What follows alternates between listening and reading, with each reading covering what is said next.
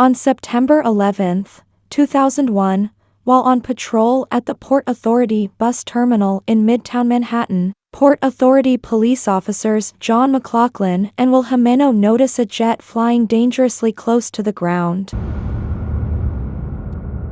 When the entire police force arrives back at the station, they glance at the television to see that a jet has struck the World Trade Center's North Tower. Many of the cops are given the task by Sergeant McLoughlin to aid in an evacuation of the, still intact, South Tower, and they board a stolen MTA bus. They learn via the bus that the South Tower has also been hit, according to reports. They are shocked by the scope of the catastrophe when they reach the World Trade Center site and witness one of the first victims plunge to their untimely end from the buildings. Officers proceed to get safety gear and enter the concourse between the buildings while Jimeno drops off their police equipment at 5 World Trade Center.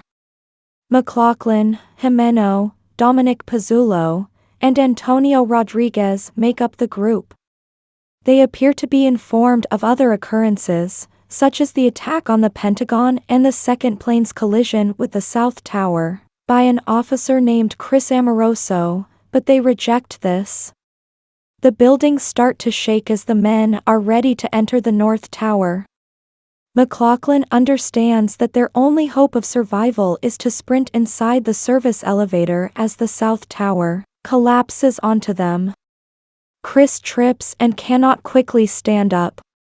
Rodriguez misses his chance to reach the shaft. McLoughlin, Jimeno, and Pizzulo successfully avoid being hit by the massive amount of dust and debris that the South Tower is spewing out. The three are however stuck as the debris keeps crashing the elevator shaft. Pizzulo believes he can escape the falling debris and moves closer to Jimeno and McLoughlin, who are trapped under the debris and unable to move. Pizzulo makes an unsuccessful attempt to clear the debris from Jimeno's legs and is instructed by McLoughlin not to leave. Pizzulo starts to believe they will survive as the rumbling resumes and the North Tower begins to crumble as well. Pizzulo is mortally wounded, while Jimeno and McLoughlin escape unharmed. He is killed after trying to signal rescuers to their location by firing a gun through a hole in the wreckage. Jimeno and McLoughlin spend hours beneath the rubble exchanging private information while in pain. Jimeno is aware that by straining to grip a metal bar above his body, he can produce a noise that rescuers might notice, and McLoughlin is particularly anxious to prevent Jimeno from falling asleep.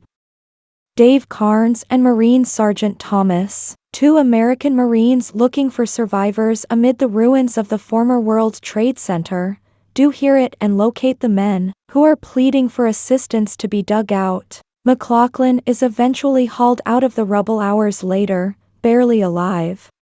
Then, at the hospital, they are both reunited with their grieving families.